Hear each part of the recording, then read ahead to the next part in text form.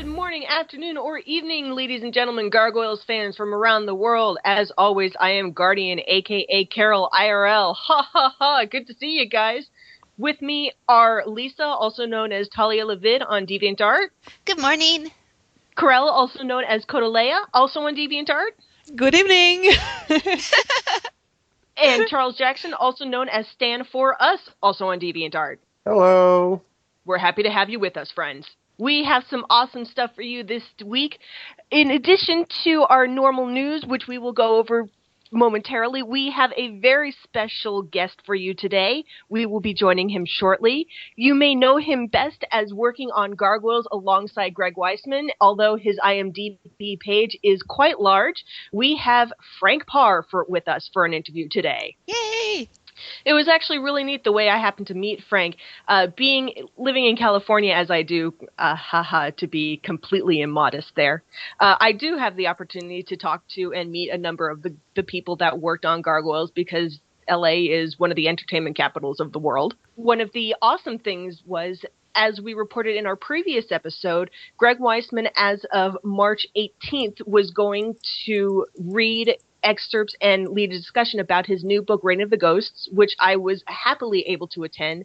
And for those of you who asked me for copies, I have them. I'm just lazy and stupid and haven't gotten them out yet, and I apologize. Please send me a PM with your mailing address, and I will get them to you as soon as possible.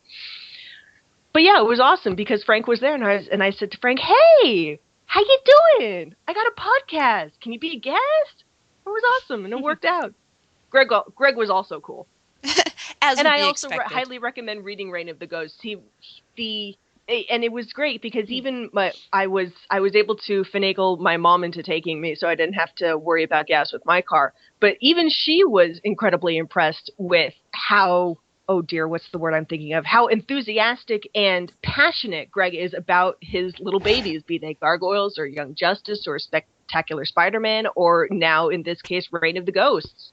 So it just goes to show just how, it's not that difficult to be a fan of Greg Weisman. And as always, CONvergence is creeping up on us. If you have not registered yet, you should, because registration will end, I believe, in the middle of May. It is now $75 to register, and if you, like me, did not register yet, you have to pay $75 to do it. Don't forget to book your airfare and hotel rooms at the same time. Otherwise, if you forget, you might be SOL because you wouldn't have a place to sleep, and that would be bad. And I will give you an update on that. I've been working with a fan to find a hotel.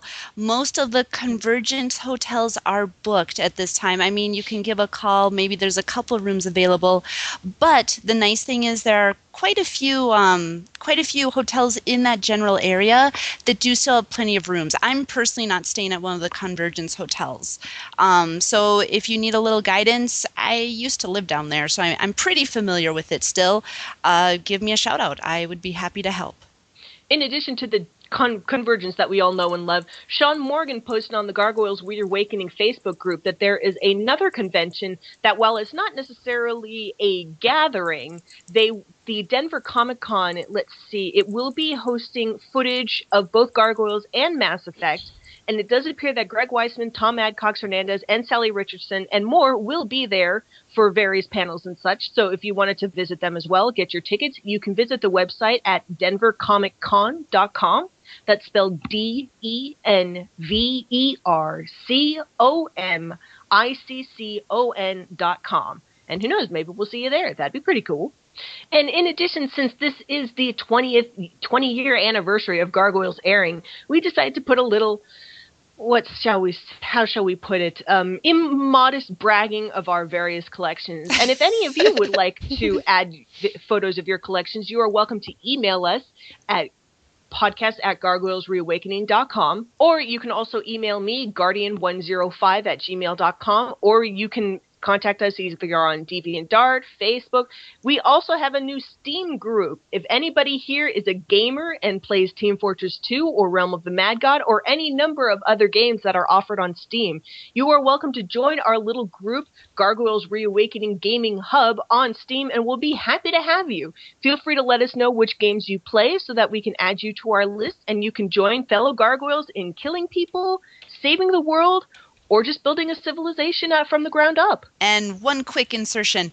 If you also want to post your collection on our Facebook page, go right ahead. We are at Gargoyles Reawakening on Facebook. Come find us. And Thank you, I'll Lisa. even put a couple on the Pinterest page. Yay. We'll start a folder. Mm-hmm. Sounds like a plan. Yeah. And if this happens to be your first episode of Gargoyles Reawakening, we would like to politely remind you that Season 2, Volume 2 is finally available on DVD. Woo! Yay! Unfortunately, it's not available publicly per se. You can't walk into a Disney store and pick it up, sadly, or your local Target or Barnes & Noble or Best Buy or wherever they sell DVDs now. But you can go to the Disney Store online. I believe it's just disneystore.com. You can also do a Google search for Disney Store, and I'm sure that would work as well. But if you also check out the eBay store for We Love Movies 27, they have it available on DVD as well at a fairly good price.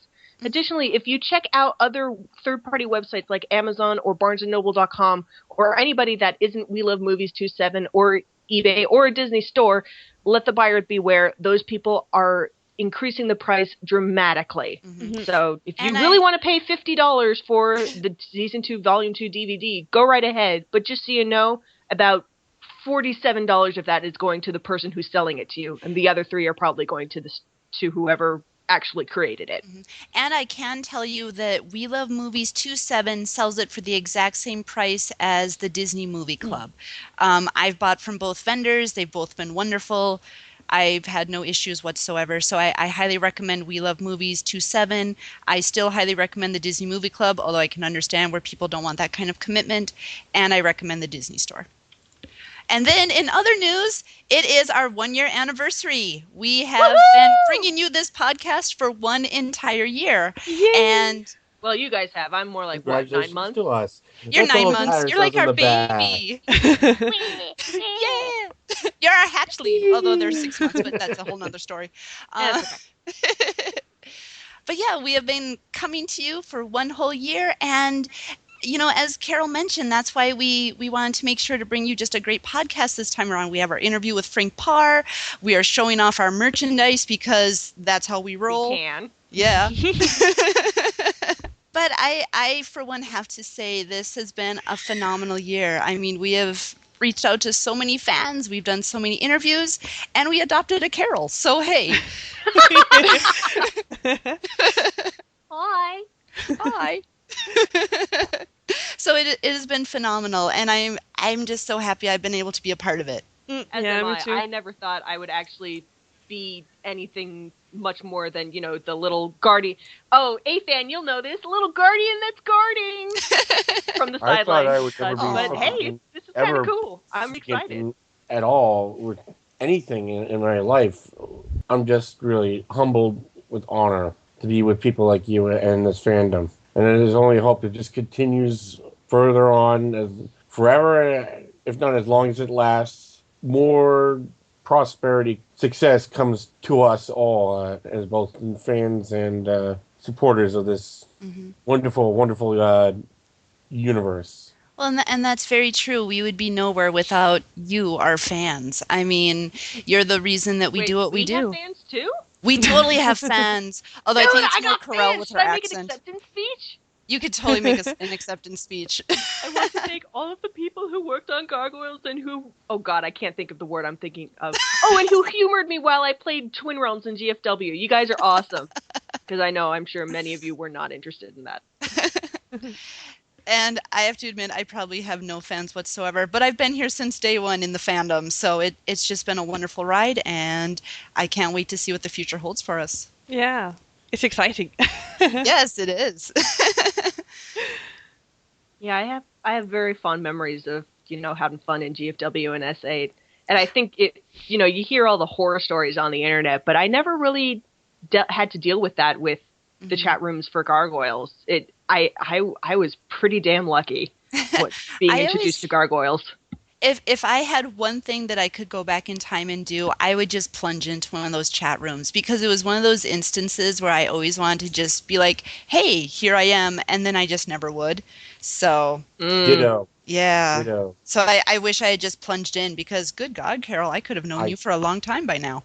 You could have. I know. DT and I, if Taina and I still keep in touch. Taina, I know. Oh, she's hilarious. I love her. I love her little to pieces. knowledge I did of its existence, I just didn't know where to look for it. It didn't help when you had dial-up internet back then too, when everything was so slow. Oh my God, dial-up internet! I forgot.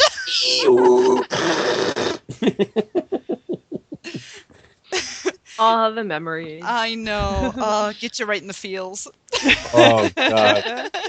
All The only feels. sound that makes the ears bleed 1,000 deaths. But anyway, we are just really thrilled that everyone is here to join us, and after 1 year, we hope that we can bring you so much more. So stay tuned, fans. We're going to keep the action going. You ain't seen nothing yet. That's right. Oh, Bring it! Come at me, bro! Well, I think it's time to move on to our roar.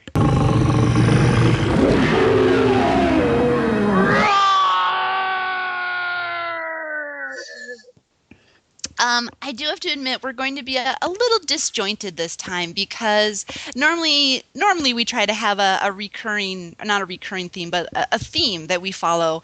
And this time around it's our merchandise. And so we are going to show off a few things from each of our collections, but we don't have an actual script per se planned.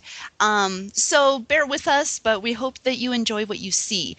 We're going to start with a couple things from Charles's collection. He's got a couple things out here that are really cool, and again, we're going to try to avoid. Again, this is disjointed, so I apologize. it's show and tell time. It's show and tell time, but we're going to try to avoid some of the duplicates, simply because we do want to cover, the different merchandise those out there. We want to be able to show you, the statues, the figurines, the cups, the lunch boxes, although I don't have a picture of that. Maybe we'll have to get one from Google. But there was just so much out there, and it was so fun to try to acquire all that stuff when I was growing up. And so it seems that what we're going to do is just, as Charles put it, we're going to play a little bit of show and tell, and we're going to show you what we've managed to find throughout our 20 years of loving gargoyles. To begin, as I mentioned, we're going to start with Charles. He had a couple things that were really cool, and I'll be honest, I have quite a bit of merchandise myself, which you'll see in a moment, but one of the things that I really wasn't aware of were the statues that were available. I grew up in a very small town after I didn't live in the cities any longer, and the resources were pretty limited. So when he was able to tell us that he had found one of these, it was so cool. So I'd love to show you that, and hopefully that is shown. I know. Getting it was listed in the previews, which is comic talk for a comic catalog, and I was like, Warren, give me this. Are you going to pay $175 for it? No, I can't. There's all my babysitting money. Basically, yeah. Well, not so much babysitting money. You know when this was released, right, Lisa? I don't actually. I'd love to hear some history on it. Well, I don't know much about it, but this wasn't released during the heyday. This was post heyday. Oh. I believe you can find out more information on it on Station 8. Oh, cool. I'll have to do that. Mm-hmm. So, Charles, tell us about it, because you're the one who found it and you bought it. And I'll be honest, I knew there was another statue, but this is... The Electric Tiki statue. Yeah, the Electric Tiki statue. This one seems almost more rare to me. Actually, kind of is. And originally, this statue was going to be made in tandem with the release of the slave labor comic books in celebration. I think it was around the time. I don't quite remember. It was a long time ago. I think I've read about it. Not slave labor. Slave labor comics. Excuse me. I think it was like I think I read around that time, or at the turn of the millennium. Disney was wanting to release a collection of statues, but when they made the deal with the company, Bones Showcase Company, but just when they were just starting to begin, I read about this, by the way. I think remember that detail.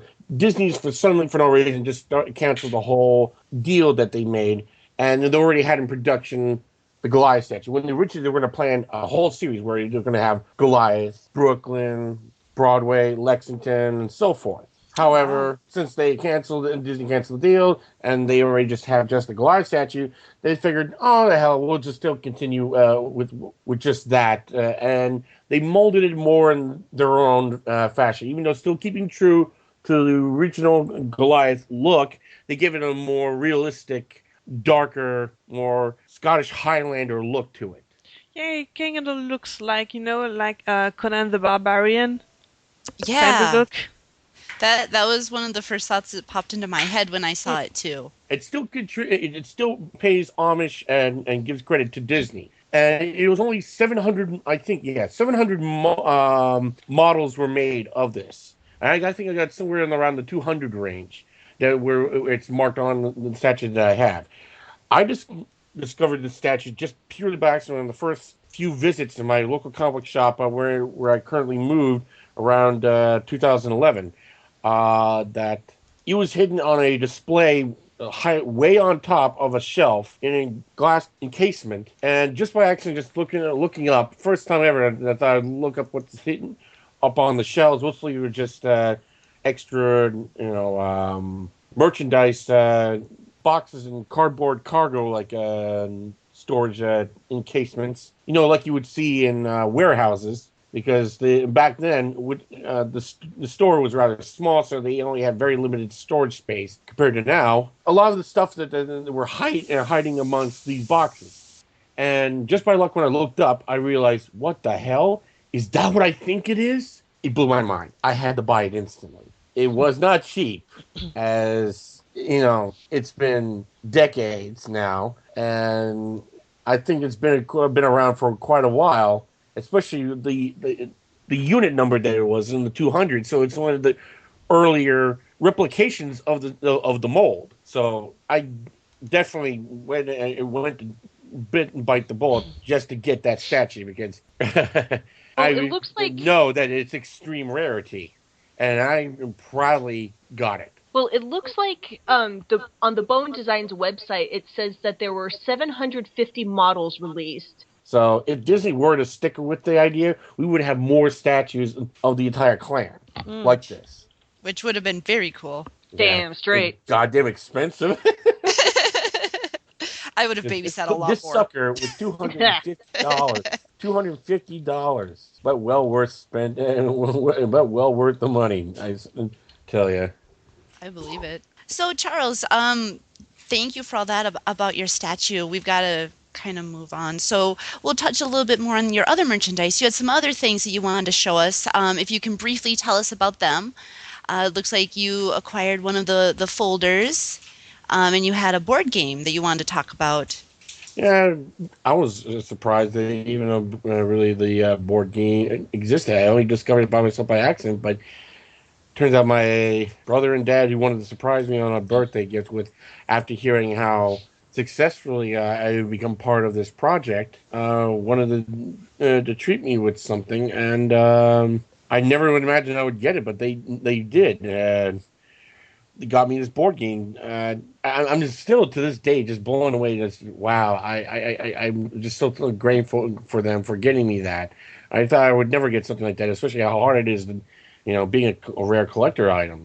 Merchandise like this is just extremely rare, and so I'm very thankful, and I'm very lucky to get this as a birthday gift around, I think, it was my birthday of 2012. And go along with it was the comic book series from Slave Labor Comics, all 3 books. I also have, of course, cards, which I can thank Lisa here, since she had spare sets given to me, as well as some of our other friends here and partners.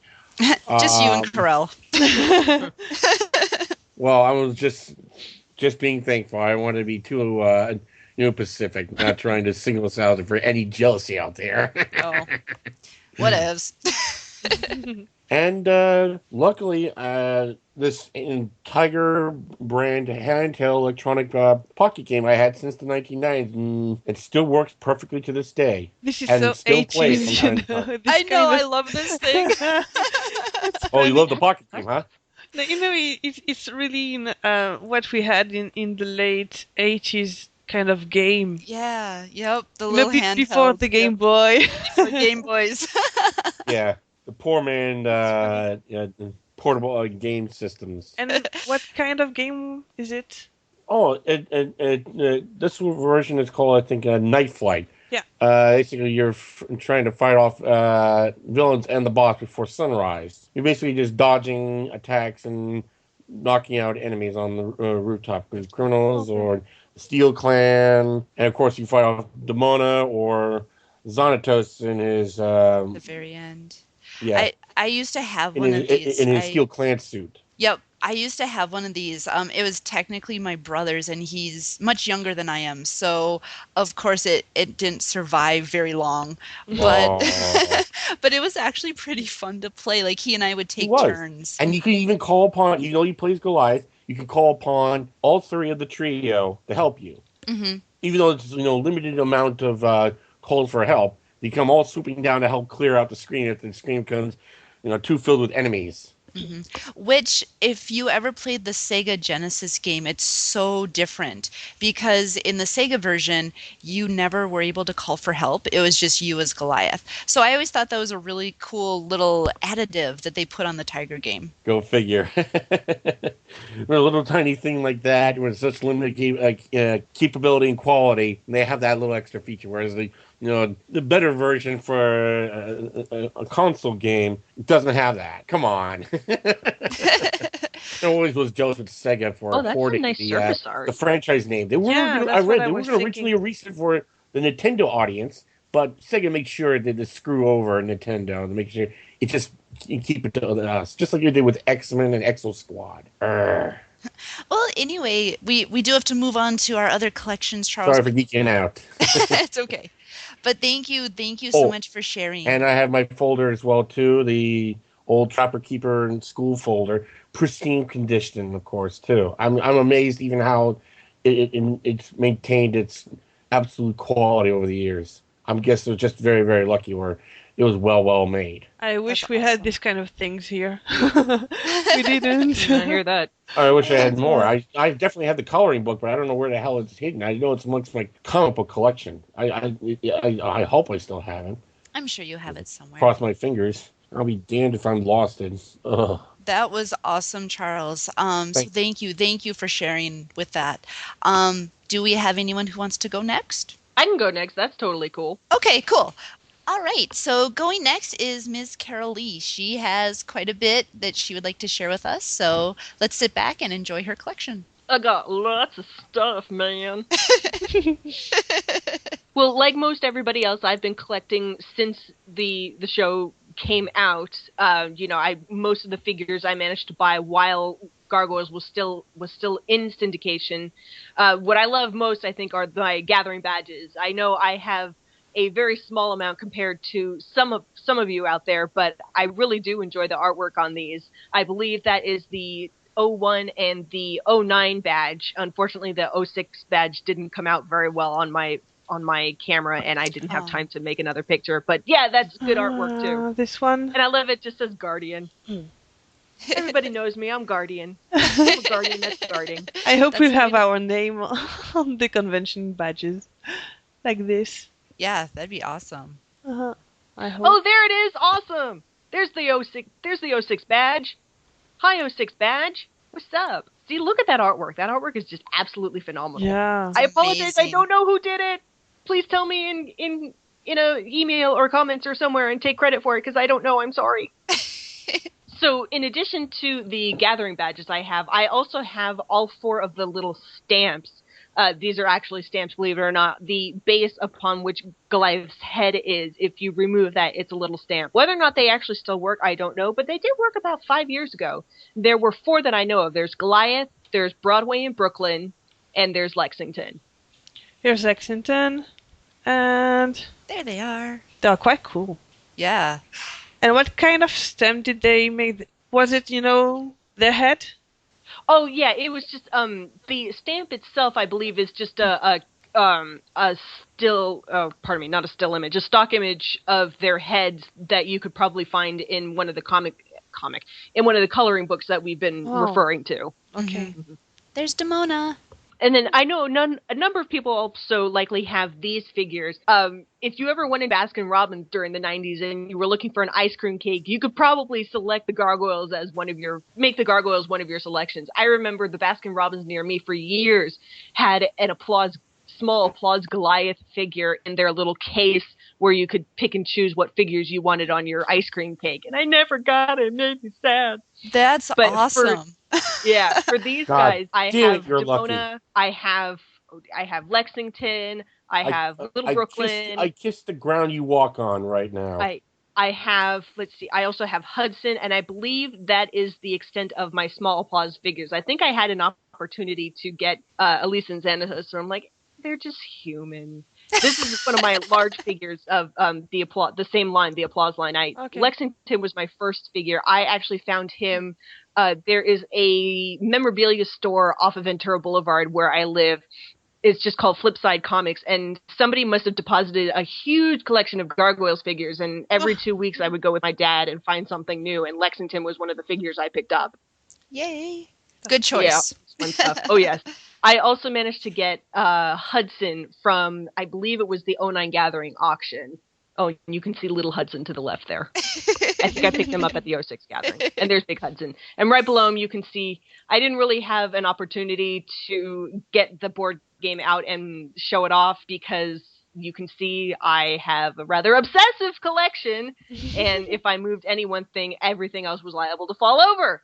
But yes, Hudson is a top earthquake Warriors Fight a World of Crime board game. Oh my God, not game board game.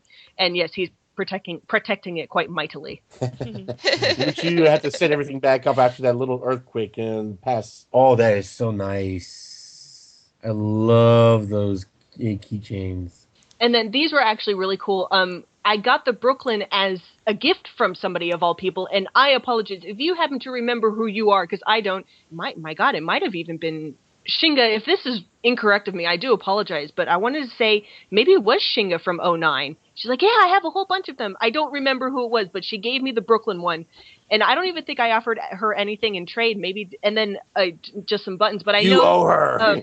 The Goliath was a trade with Kythera because in an auction I received a whole bunch of the Series 2 trading cards because I was missing just one card from my collection. So I finally got that card, but then I also had a whole bunch of buttons, and I'm more of a pin collector as opposed to a button collector.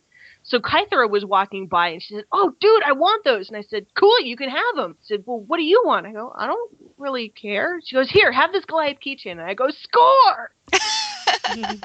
Something like that. So that's how I got the Brooklyn lanyard clip and the Goliath keychain. Thank you, Kythera. And there's the bookshelf of amazement, huh? That's one way of putting it. That's not how my mom would put it. But yes, that is part one of something. It looks like that's just one side of your room of all that beautiful junk. It looks like my room of doom before we unloaded it. There's more in there. And how do you do when you want to read the comics? Yeah. Go up the bookshelf. To be honest, how do you do? She has to carefully take everything down. No, she doesn't read it. Point. I was going to say she doesn't read it. Once I read it, I go, okay, that was a good read. Can you see that, Bennett? Obsession? So, but the girls, I knew that you could. Or you'll end up like me. Right? Yeah. This is what having a part-time job does. I can see that one board bending. One day you took a snap like, God damn it, I have to set the whole fucking thing up. My parents actually built for me so that I could shelve even more stuff and have it on display. I think you need to move some of that stuff up on the other tiers because that one looks like it's ready to go. I've got more stuff that you don't see that's going up there. Jesus Christ. Yeah, obsessed, OCD. And my dad complains I'm a hoarding pack rat. He will look at you. You sound so negative, Charles. Oh no, I've had that conversation with my mom plenty of times. No. They're always teasing me about telling you don't believe how valuable this stuff is. I mean, look at our culture today compared to back then. I love that Hudson this crap. is with Nightcrawler and Batman. That just makes Not my just day. any Batman. Your Come geekiness is all over the place. I'm what, Carol? Not just any Batman, the Kingdom Come Batman. The Ooh. Kingdom Come figures were actually what first bootstrapped me into collecting.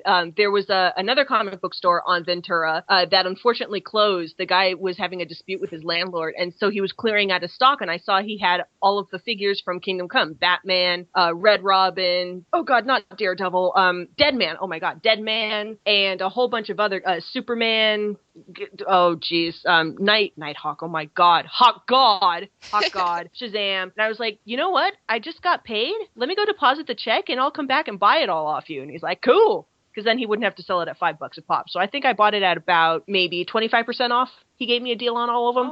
Oh. Wow. So, yeah. That was very nice. Nice. Yeah, I figured the close-ups of my figures hanging out with the other guys from other universes would be pretty interesting. The ultimate crossover. I'm hoping you'll be like Toy Story. They all come to life when you're not in the room. Jesus I actually Christ, have man. It'll be more like a sports heroes stadium and of villains because of geekiness. that. I don't think There's you some know. kind of fun way going on where I need to have a higher balance of good guys, of heroes than villains, because otherwise I have this silly phobia that, you know, the evil kill you from in your villains, sleep. the spiritual evil will start to... Bennett agrees with you. Awesome, Yeah, Bennett. you wake up in the Make sure morning you have feeling, word- why word- something's trying to choke me? Oh Buddy yes, plus. that's Venom trying to gnaw my neck. You know, Xanatos is like he's gonna just fall off behind with the helmet. That particular figure, you could either push Oh, the boy. head down, and it would It's look like, like damn it it, looked got down stuck. on you. That You way. have, you know, looked up in this particular position where, you know, it looks like he's looking straight ahead, but then of course you can see his. I wouldn't necessarily call that a smirk. That's more like a snarl. Yeah, I he's also like have growling. the red armor from the first series. I also have the gray armor, but I know what I did with it. I gave it to a friend of mine because I had the two. Agnes, I hope you're enjoying your toys. I gave her the Stone Camo, Lexington, and Broadway figures that I had too. That was very generous. Well, she needed a little workspace. She needed a little castle workspace of her own too. I mean, do you see how much I have? You'll make Seth Green jealous with the amount of stuff Oh, and I you have have. Kingdom Come Green Lantern too. Apparently, I forgot. I see him behind Brooklyn. And then, if you guys notice, there's another reason why you should not collect as heavily, obsessively as I do, because it gets Dust. dusty. All the time. I suppose one could Like I argue said- that Brooklyn is breaking from a stone sleep, and those are just dust particles from his stone sleep. But no, Ooh, there you it's go. dust. Very vivid imagination. Oh yeah. That's what treasure should be all about. It takes it to show it really has been spending time. That it needs to have a nice light coat of dust upon it to give it its authenticity. That this Well, is not only true does it look old bad, but it stuff. also makes for a very unhealthy room. I know. have allergies like 24/7 now because of it. I'm sure. Mm-hmm. And apparently my room smells. I have no sense. I have a very low functioning sense of smell, probably because of it. But my mom will go in there every now and again and go, "Oh God, it smells like dog in here and old toys." Yep. Yep. That sums it up, huh? So boys and girls, don't be like me. It's funny because you know his head on this. Well, not every toys not is every girl wants to be a very big. princess. Yeah, this is known as the no neck Brooklyn. Yeah. And unfortunately, I didn't get a picture of the back, but there's a little lever in the back where if you move it, his beak, the lower portion of his beak moves, Oh, and yeah. his horns. And his horns go I forward. never got a good look as to why Like everyone a track complained about the match? figure, but now I can see why. He Oh, looks you'll like he's see it. swelling from being allergic to a bee sting. Basically, because he has no neck, because of Yeah, the, he has the because of the wonderful lever. puppet mechanism for the beak. Hmm. No, it's funny Yeah. because it looks like a little bit more like, you know, the real gargoyles on churches with the proportion. That's true. Oh yeah, yeah. Hmm. Yeah, it's funny. But yeah, this toy gets a lot of grief from a lot of fans because it's Oh. just not Brooklyn enough, or he has Yeah. no neck. Yeah. There's my little plot. I've seen many a custom made where they took the Ice Storm Brooklyn and turned it into Brooklyn. Right. You have a lot of Transformers. Yeah, I'm a big Transformers fan. Pretty much all versions. G1, Beast Wars, movie, 2007 movie. Although, for the record, I only own the first 2007 live-action movie. I don't own any of the others because they are crap. The toys are pretty cool. This is Stone Armor Goliath without his stone armor. Oh. I still have the stone armor pieces. They're in a little been. Oh, and here's Minotaur, Armor Goliath. The Minotaur. I never Flanked by. What the hell? I never saw this one. If you remove the armor, it's basically dress up in an armor Goliath, but armor blue. made him look like a minotaur? They have a minotaur and they have a griffin, a griffin. Which I also I have him too. Yeah. Yeah. I don't know. It was just to sell toys. I'm sure. Yeah. It didn't have anything to do with the show. I know that. Maybe it was something in prototype, but. Well, it wasn't necessarily prototype. This was for sale. No. I mean, like, canon out of training. Like, maybe they had ideas for this toy. Oh, I see what you're saying. For the show. I don't know, but... Well, if you'll recall the whole story about the, what was later known as the Night Striker vehicle, they wanted to put that in, and Greg Weisman finally put it in, but it was only for one episode. And then became a planter. Yeah, and I own that too. And there's Griff. Hey, Griff, who's behind? Let's see, he's got. I'm gonna revive that in my fan fiction. I'm gonna put that poor helicopter to use. That's just injustice. Yeah, it looks like he's. Let's see, he's in front of Beast Wars Optimus Primal. He's got current IDW continuity Megatron to the left. Oh, and there's Little Brooklyn, probably one of my favorites. I'm guessing that Nightcrawler is your favorite X-Men gathering member. I'm guessing he's your favorite character, Nightcrawler from Marvel's comics. Nightcrawler's everywhere. Well, yeah, probably because of his, beastly, demonic nature. And then Len Wein created him, and I've met Len Wein a number of times. He goes to the comic book store I go to. And then I managed to get these books at the 06, I believe it was either 06 or 09.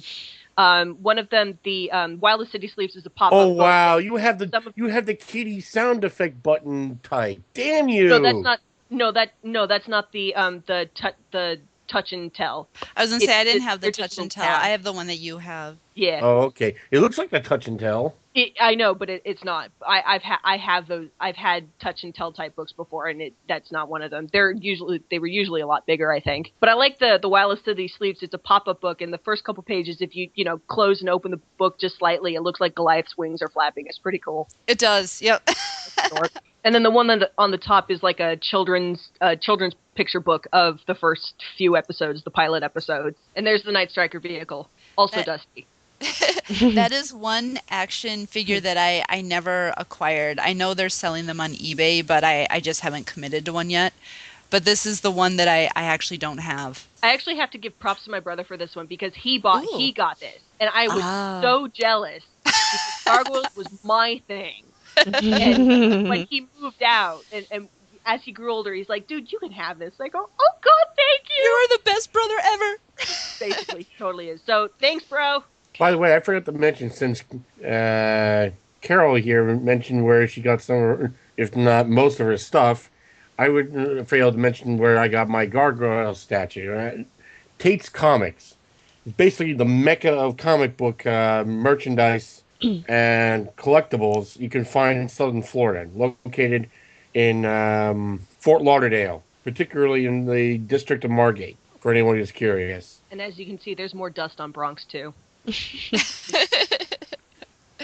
You can tell that Bronx has been in that position for a long time. You didn't take it for a walk? No, I didn't. And here's the Steel Clan guy. This toy always made me so mad because it falls apart so easily. I know that's what it's supposed to do, but it falls apart so easily.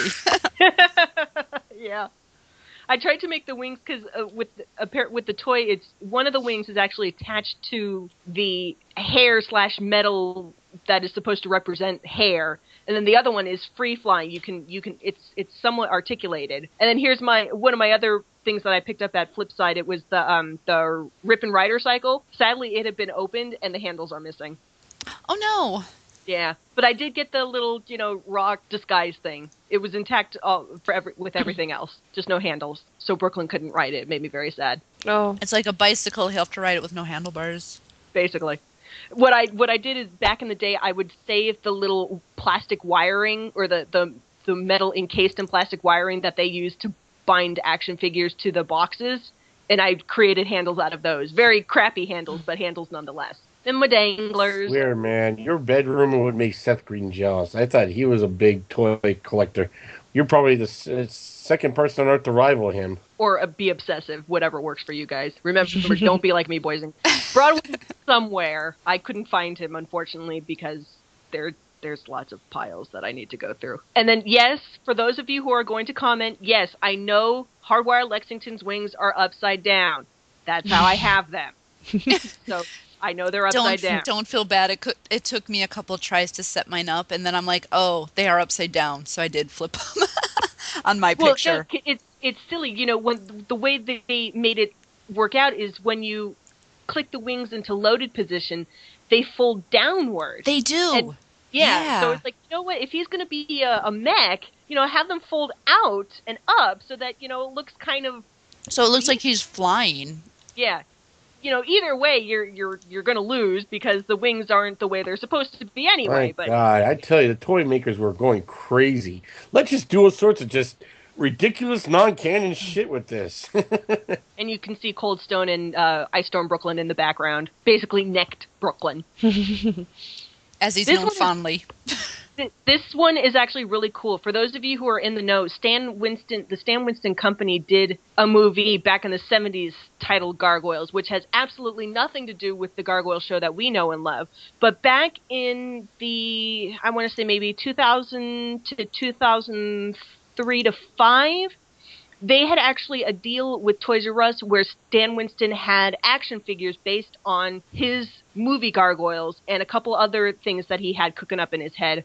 Unfortunately, these particular figures are actually very rare. I had 2. I kept Elias. This was considered the good guy of the group, and I actually donated, I believe his name was Ray's, to my comic store. And the funny thing is I kept telling the comic store, I kept telling Warren, dude, this may be worth something because they had a very limited run in Toys R Us, and there was actually a lawsuit. I don't really remember what the lawsuit was for, but eventually Toys R Us dropped the line. They put all of the stuff on clearance, so things that were once $20 were now like $3, and because they're so rare, they're going for like $40 on eBay now. And what was funny was some guy actually walked into his comic store one day and saw the figure that I had donated to Warren. And he said, guys, that's worth something. He was selling it for $5, dork.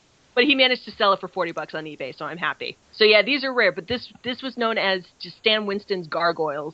And I really liked how detailed they were because before that, you know, as you can see with your other figures at home and what you've seen here so far, they're not incredibly detailed. I mean, granted, the 90s, you didn't really have a lot of detail or articulation going on until with the Spawn figures, but those didn't necessarily become widespread until much later. So here's a close-up of Elias. I love his face. He's so forlorn with this bulldogish face. He looks like he's going to, rip you apart, but he's just kind of sad. Yeah, it's really sad eyes. Yeah. This was one of the first figures I got, which actually had quote-unquote scenery. I know a lot of Spawn figures, Todd McFarlane figures have like scenery that they can pose on. This was one of the first that I had. You're starting to remind me. And then this guy's from Extreme Dinosaurs. Kid from Toy Story. But he looks like Brooke. He has the beak and he's got the wings. I was like, dude, Gargoyle. The Brooklyn wannabe. Parts. You hook it up with some other toy. It's like, damn you Frankenstein. But I like the wings. You got the goddamn T-shirt. Okay, I am now jealous. I have that one too, but I am not modeling it. I'm kind of jealous that you did. Well, that's because I have no holds barred. I don't really care. I figure, hey, let's look silly. No fucks given. So yeah, I picked that up at Hot Topic. I believe it may glow in the dark. I'm not entirely sure. And I should have taken a picture of the back, but on the back it says Stone by Day, Warriors by Night. Yep, I took a picture of that too. This is far, far better than the whole cast of gargoyles on the shirt for your enjoyment. Except for like 3 of them. That's the one that are you talking about the new one that they made? Oh, this isn't new. This was released right around the same time that the one I'm wearing was released. But the way Hot Topic advertised it on their website was, the entire cast of gargoyles gets together for your enjoyment. I'm like, come on, really? Oh, I know. That's the one I'm wearing today, and it does not have the entire cast. Disappointment. No, it does not. Yeah, very. And here's my large applause Brooklyn, which I guess everybody knows as of this point, the torso was fitted incorrectly, so I had to do a little finagling to make it look like he was actually straight. So that's just all camera magic for you. But yeah, if you put him one way, his torso is twisted so that he will fall forward, or you have his legs up in the air. Oh, really? Oh yeah. Oh, mine never did that. Oh my as you can God! see with Now the I want to sun go. photo. Toy maker. Now I want to go play with him and try It's that. so crazy to make all these different wacky designs that have nothing to do with them or the show, yet they can't get their physiology correct. It's Like, not I so have much one with no physiology, neck. it's The other just one the way looks like these he molds can't were stand up created. without looking like he's doing push-ups. Yeah. So yeah, this one looks a bit more anatomically correct, but as you can see towards the bottom of the photo, his hand is not actually flat on the surface. It's bent. Yep, mine does that. That's what you get when you have stuff made in China. And apparently he has a little mark on his elbow, unfortunately, but what are you going to do? Oh. I believe this was another that I picked up at Flipside. You have this one signed. Oh, I'm jealous. Yes, I did! Wow. So this one I got signed at the 06 Gathering. I know the camera quality isn't that great, but right below the LES you can see a little doodle. That is Keith David's signature in gold Sharpie, no less. Aww. In many cases, people, when you go to a Comic-Con, people will have piles of stuff that they want to get signed, and it's just so annoying because all they're going to do is just sell it on eBay. But I think if ever there were a fire in my house or, a terrible earthquake where I had to leave with something, it would be this mint and package, signed figure, and then my binder full of Guardians. That's what I would be taking. Oh, in addition to my dog. Yeah. Cannot forget the dog. No, can't forget the dog. But yeah, it was actually really neat. I'm not sure, he may have just been humoring me, which was really sweet of him at the time, but I gave the figure to Keith Dave and I said, could you sign this, please? And he goes, that's a really impressive figure. And I said, yeah, it really was. I liked it. What I like about this photo is this is actually the Burger King Kids Meal Broadway, where if you put it in hot water, it would change color. The apparatus he's standing on is actually a Department 56 Dickens Village Scrooge's, oh God, I can't remember what it's called, Scrooge's pad, for lack of a better term. And this is where my relationship with my mom blossoms, because she's a collector too, only she's nowhere near as obsessive as I am, and she's much more clean about it. But she collects Department 56 Village figures, specifically the Dickens Village. And we were, every year during the holiday season, she brings out the houses because obviously it's about A Christmas Carol. So I put Broadway in stone form on top of Scrooge's pad, and we kind of laugh and joke about it because, hey, it's the ultimate combination of my collection and your collection, Mom. So he looks very menacing on top of Scrooge's bachelor. Oh God, he's not a bachelor. his mansion. There we go. That's the word I'm looking for. On top of Scrooge's mansion. I was hoping to get a better look with the entirety of the mansion and the little setup that my mom has, which again is much more pretty and clean than mine. But I unfortunately wasn't able to get a good angle. So yeah, now you know where it comes from. Apple doesn't far from the tree. I love you, Mom. Love you to pieces. That is quite an extensive collection. That's awesome, Carol.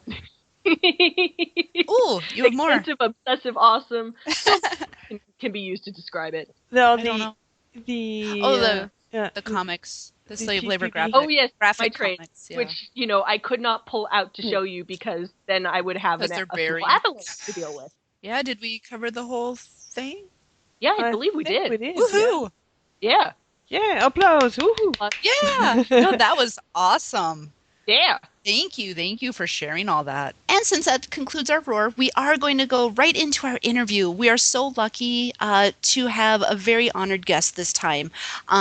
His name is Frank Paur. Many of you will recognize that name. He was one of our producers on Gargoyles, as well as many, many other shows.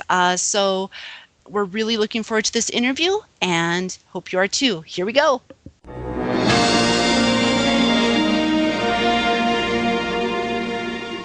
Tell us about yourself. How did you get into the entertainment business? Well, it was a summer job. I was going to school at BYU in Utah, and there was an animation studio that had opened up that specialized in layout designs. Oh, neat. And the first show that I worked on, actually, was on a show called Thundar the Barbarian. Oh, wow. I want to congratulate you on that show. That's one of my favorites. Oh yeah, Yes. It was fun because it was I was a big comic book fan, and Jack Kirby was the designer of the show. Oh, that's cool. It's strange. I've often wondered why nobody's ever gotten that hold of that property and done anything with it in comics, actually. I think maybe it's just seems forgotten about, ideal. but it would be awesome if somebody were to recognize it and revive it. That would make for a great movie franchise too. I think people even making fan trailers on YouTube about it. Here's the funny thing. I'm a comic reader as well, as you would know, Frank. And I've been reading a lot of the IDW, the franchise that IDW has purchased, like Teenage Mutant Ninja Turtles and Transformers. They even have Ghostbusters. I'm wondering if that's something that they would be interested in doing. Heck, I think they even have the My Little Pony franchise now, at least for the comic license. Well, they do. IDW does some really nice work. Yeah. If anyone could pull it off, I'm pretty sure they could. Oh, I also absolutely. like their independent attitude. Also, it's not as much as a corporation as the major comics have kind of turned into. Right. So I agree. I remember I was reading Green Lantern and something about, spoiler alert, by the way, they were talking, they basically destroyed an entire Lantern Corps in a single panel. I didn't even bat an eye. But then IDW is going into 4 issues of the death of a character, and I'm bawling in each and every single one. So that tells you something. And they're about robots. Yeah. So obviously you liked what you were doing with, forgive me, I'm going to pronounce this atrociously, Thundar the Barbarian? Yes. Cool. And then, so how did it go from there? I mean, how did you get to Disney? Well, I mean, it was a long road. As I said, it was a summer job. I was, getting my degree in fine art and illustration. Oh, awesome. And I went to California with about 4 of my friends that were also involved. And it's just been a really long summer. I like it. That's awesome. The never-ending summer.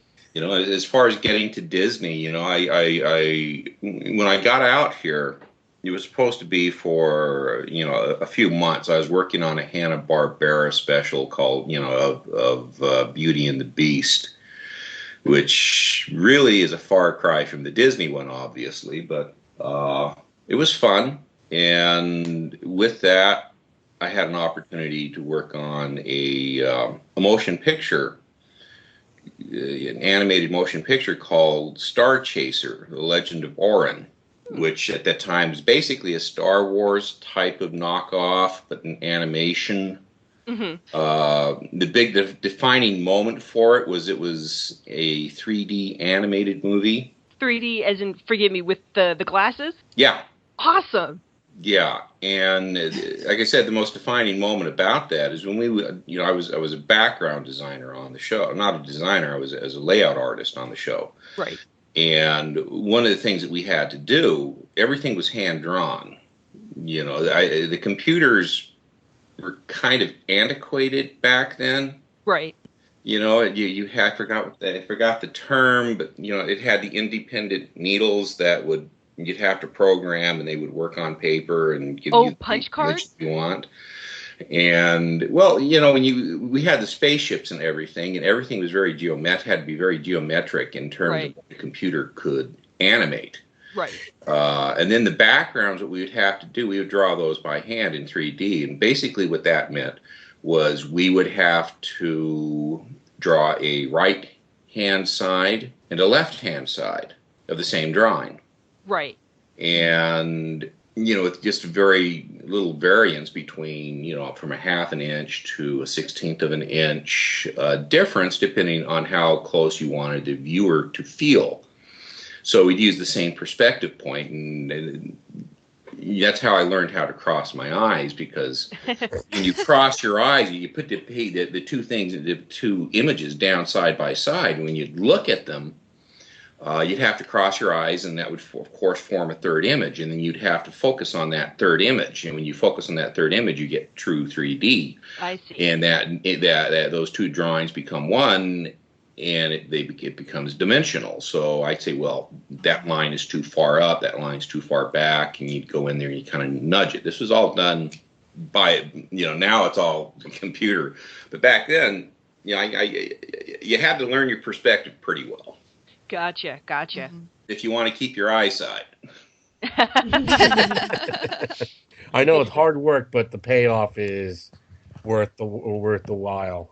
So that all took place, I assume, between the 70s and the 80s. Forgive me. That was about 84, 83, 84. Okay. And from there, I got on as a storyboard artist on the G.I. Joe series. Awesome. G.I. Joe, I love that one. Yeah, the real American hero. Oh, Right. yeah. Grew up on that. Again, I gotta say thank you. Thank Hasbro. They paid the bills. Hooray! Yeah, they came up with the idea, but you like you were just saying, you're the one that did the animation. So Hasbro. This was back at the old Marvel Studios, and that went on for a couple of years at least, 2-3 years at least, and they had other things. They were doing shows like the RoboCop and I remember that. Of course Transformers, right. Jim. I did a lot of the Thundercats as well. I never did. No, we never did Thundercats. No. That was. I think that was done in New York. Actually, Dennis Woodyard had a bunch of stuff to do with that. I didn't believe Marvel had anything to do with Thundercats. No. There's a whole generation of basically TV commercials that we were being funded by. The program length commercials? The program length commercials, and such, yeah. I mean, that's really what they were, and, we had a lot of people there, particularly on G.I. Joe. We had, like, Will Mineo and Larry Houston. Oh, wow. Rick Hoberg, a lot of, even Bruce Timm, was a character designer on G.I. Joe. Oh, wow. So we all kind of did our tour of duty, I guess. Gotcha. In a way of speaking, before we got to do the things that we like to do. But the children we had fun. We would watch shows like Robotech and of course the Miyazaki films, and they would come out and such, and we'd use those almost as templates when trying to work out some of the sequences and the action and what you can do. So we were all pretty much anime fans, and we tried to inject a lot of that into the shows that we did. And from there, there's just a lot of different things that we did. Eventually, I started working at Disney on Chip 'n Dale's Rescue Rangers. Oh, and nice. What was the other? Gosh darn. Can I geek out? It was Tailspin. Yes, it was. Those are my babies. I loved Rescue Rangers and Tailspin, and when I saw your grew name up on on those there, two as well. Yeah.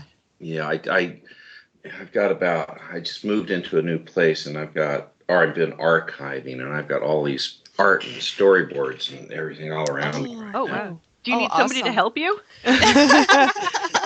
You basically helped build my childhood, Frank. Thank you. I'm sorry about that.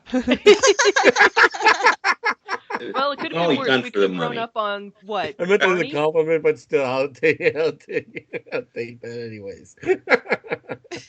But from all of that, I eventually left to go work on I was asked by Bruce to work on the Batman series as a director. And of course, Batman is its own story. Right. I pretty much changed the game the way a lot of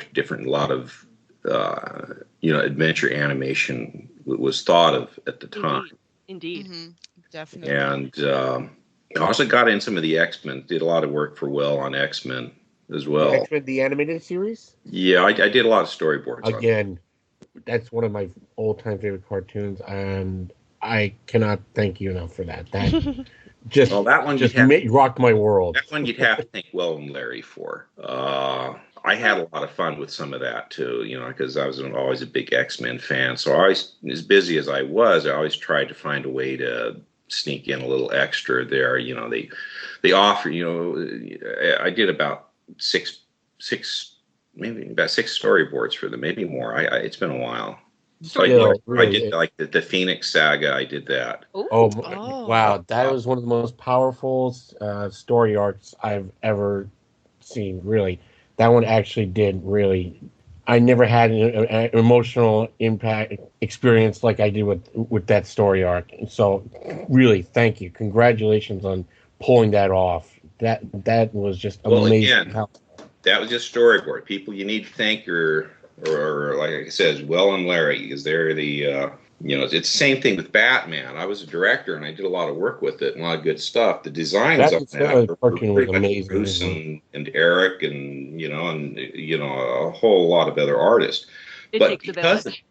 But because of Batman, I was given a call to go over and interview with Greg and the Disney people for Gargoyles to do that. Oh, so they were impressed with your Batman work. That's how it started. Well, Disney was looking for something.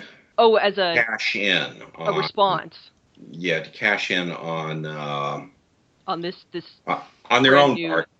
Yeah, this new media that Batman had opened up, and I guess they liked what I had to say. Because I had very defined ideas of where I would take a show like that, and most of the credit I would think probably went to would go to Greg, because he was Greg, he's a very, very passionate person. Yes, very. Yes. And, heck, as you and I witnessed when we saw him in Pasadena, he's incredibly passionate about his work. Oh, you need to see him give a pitch. I can imagine. We've only seen when they would air at gatherings he initial gets breathless pitch. at times when he does that. It's quite sweet. That's but from there, I left the Gargoyles, and that's kind of how I got from there to from school to Disney. Awesome. So in your forgive me, going back to your childhood, you said you went to BYU. Forgive me, I'm not familiar with the acronym. Brigham Young University. Brigham Young University. Okay, thank you. So with Gargoyles, they're also very good and used to be very good in football. Awesome. What's their mascot? Cougar. Okay, I'll be sure to remember that. So with going back to Gargoyles, we're curious, did you have any ideas about storylines or characters that didn't really make it to the screen, or is that more of an NDA violation? Greg had a very forward vision of where he wanted to take the series. Right. Every now and once he trusts you, you can come up with ideas, and we had discussed several different types of ideas, things that we could do. I remember we were talking about, listen, we got these stone creatures, we got to have a golem in there, and right. Things like that. And Greg would take those kind of things and he'd build these elaborate story around them.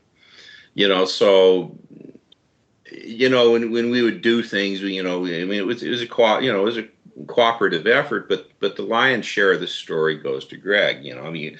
When you direct, sometimes you get in there and you see an opportunity to open something up. There was one episode where we see Goliath, and they're in these caves and they're exploring, and the script basically called for them to explore through the caves. And I says, hey, you don't want to be cool if we had all these Lovecraftian type markings like from an ancient civilization or something? Just throw something in there because you can always revisit it.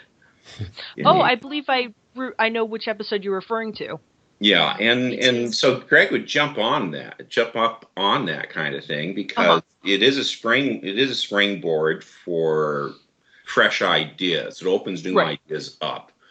And he had a lot of he had many seasons planned for Gargoyles. Right.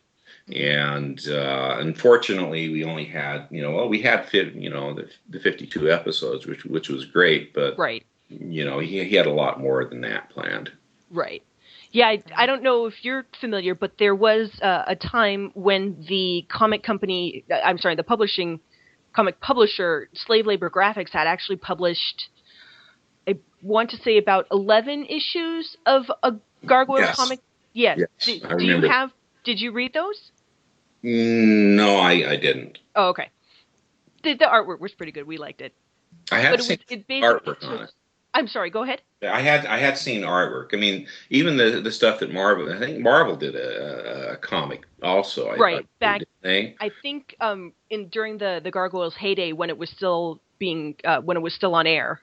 Because they had a really nice artist on that. I mean, yes. She's gone on to do quite a come into her own as a really terrific illustrator. Indeed. On her own. Yes. I can't remember her name though. I'm so embarrassed. But no, yeah, it's a fun concept. It's a shame that Disney isn't doing more with the characters and such. Well, particularly now that they own Marvel, you would think that they would do something. You would think. Hopefully, they will at some point. So, with regards to Gargoyles, I know you mentioned the one episode where they're in the cave. I believe that's the episode where they battle the Archmage for the first time. Were there any other episodes that you find yourself particularly identifying with, or think to yourself, yeah, that's my favorite episode? I can't, I can't really say. I mean, some episodes were a lot funner. When we went over there, the original idea was to do 13 episodes for season 1, and this was all being done by Disney Japan, who is an exceptional studio. Mm-hmm. And Disney liked it so much the first season they decided to jump in and do the rest, 52 more of the darn things in like a year, which is ridiculous. A year and a half, ridiculous. And so we had to use a lot of other studios. The original idea was that 13, then maybe 7, then maybe 6, then maybe 13. So the idea was to spread these out over a 5-year period of time. I'm sure Greg has more specifics for you if you were to ask him on that. But anyway, we had to jump full throttle on this thing. We really wanted to take our time and do all this stuff. So I was able to, but Disney wanted the thing, and so I had to pull. I called some friends from my time at Warner Brothers, and they came in and helped put all the crews together and such. And we got the stuff out. So a lot of Batman is in Gargoyles. So. Well, we appreciate it. So when it comes to either the small screen or even the big screen, what is the procedure to bring a show, be it animated or live action, into being? The differences between it, or just the difference between feature and TV? Is that what you're asking? Oh, I'm sorry. I didn't. Forgive me. I'm such an amateur. I didn't realize there actually was a big difference between feature and animation. Well, I mean, when you get into in bringing some, it's all about the same long form, which is basically your TV series, and Greg loves all his shows that you've seen. He loves the long form because he likes the stories. He's very much a soap opera type of personality. He's a very big comic book fan, and being able to have a long form, you can write these novelization of these characters out, and just so much you can do with the characters. Whereas if you're working on a feature, you got 2 hours to tell a story. I see. That is a big difference. And usually the 2 hours you got it's much more cinematic. Everything is bigger, bolder. Since you're looking at a very large screen, the way that you project your images are all grander. On TV, it's more a lot of close-ups. Budget, time restrictions, everything. You get lots of close-ups. Also, it's much more intimate. TV is a much more intimate tool than the motion picture screen. That does make a lot of sense. Of course, on Gargoyles, I kind of threw a lot of that away. Just go cinematic all the time. The stories are all very big. Play them like movies. It's kind of combination, the best of both worlds. You get the big, brash, grandiose design images, along with the heavy soap opera. Right. Well, again, we certainly appreciate all the work that you did on that. Did you?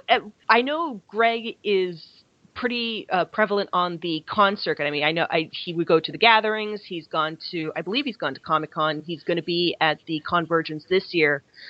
Did you ever do anything like that? I apologize. I only went to 3 gatherings myself, but I don't recall having seen you myself. But maybe I was going. I went to one gathering that was close. I was here. It was up here in Ventura, California. And then I went to, it was years ago, I went to a convention. It wasn't a Gargoyles convention. I forgot the name of it. Back when we were doing Gargoyles. It was out in New Orleans. Outside of that, I tried to go to another convention once, and the airline lost my ticket, and it was a big headache. Oh, bummer. Oh, no. Oh, man. I saw him actually give my ticket to it was American Airlines. Oh, The guy actually gave my ticket to the person in front of me mistakenly, and then refused to accept that he gave my ticket away. Oh. Oh. Ouch. So I wasn't able to make it. Oh, bummer. Sorry. I don't go to American Airlines anymore. Well, there you go. Understandably. Congratulations, you lost a customer. Did you did that really sour you just to cons in general, or just to that? No, that was just something that happened. Okay. Airlines can be very pleasant, and I've been lucky. I've done a lot of travel. I've hardly ever had any problem with airlines. That was one where there were just some dickheads that probably working too long. Yeah, makes sense.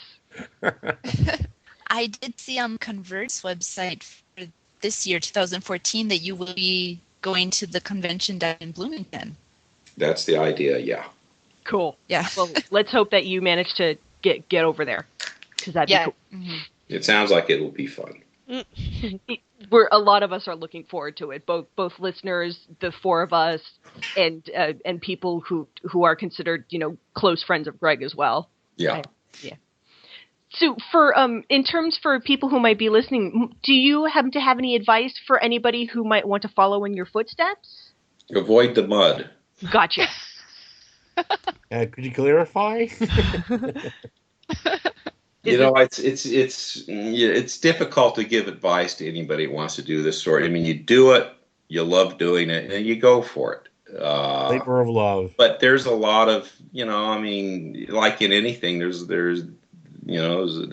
an awful lot of stuff that you have to deal with as well. You should always, if you're getting into art or entertainment or any of these things, you got to know how to take care of yourself. Right. Because, there are a lot of vultures out there. Right. Mm-hmm. And I assume you mean both financially and, for lack of a better term, spiritually. I mean. Oh, absolutely. Mm-hmm. Absolutely. It's easy to lose yourself doing a lot of these things. Right. And you should, make sure that you take care of yourself, number one. Right. Mm-hmm. The rest will happen. Yeah. The rest will follow.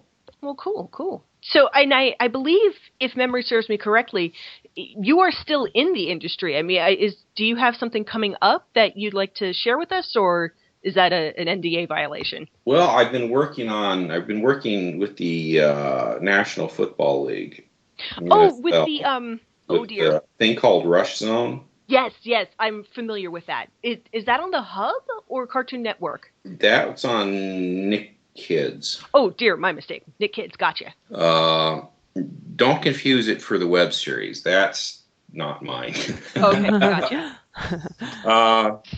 It's something that's for kids. Mm-hmm. Anytime you work for a large corporation, you have a lot of positive things, and you also have some things that are a challenge.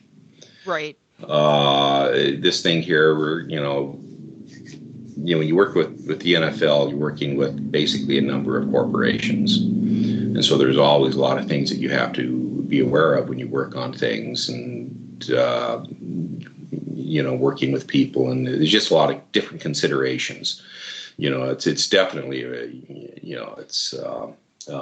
was a fun show, but it's definitely for it's not so much the more adult audience that that we're used to with something like Gargoyles. Right. It's more in tune to Power Rangers meets football. Good Well, word. there's a spot for everything. The Power Rangers was very popular in its time. Oh, yeah. Even I watched a few. But you know, we worked with the studio. I've been working with the studio in DQ Entertainment in India, and it's a hybrid. You have live action in it. We have a lot of CGI in it, as well as a lot of 2D animation. The CGI is beautifully done, and I've been able to go a little crazy in a lot of my designs. You know, this season we did, steampunk villains, for instance, which was a lot of fun. Oh, neat. Which I would not touch if it were just 2D. Oh, gotcha. Lots of gears and lines and things of that nature that, we had a lot of fun with it. I can imagine. It sounds like it was a lot of fun. Yeah. And if I remember correctly, did you work on the animated features for, oh dear, Marvel, yes, the ones that they have. I think they have, what is it, Avengers Assemble, and then I produced and directed 4 of them. 4 of them, okay. And which ones were those? It was the Invincible Iron Man, Doctor Strange, Hulk Versus, and Planet Hulk. Okay, I remember now. Yeah, the comic store that I go to, they'll screen any number of those at any time, and I'll go, hey, I know that. So it's pretty cool. Well, I think that about wraps it up. Frank, thank you so much for your time. Did you want to add anything for us? Oh, I wouldn't know what to add. Oh. Well, as long as we haven't outstayed our welcome, I think we're good. Okay, it was nice to meet you all. It was a pleasure to have you. Pleasure to meet you. Yeah, it was a pleasure. You as well, and thank you so honored. much for agreeing to do this. We really appreciate it, Frank. That was fun. Oh, thank you so much.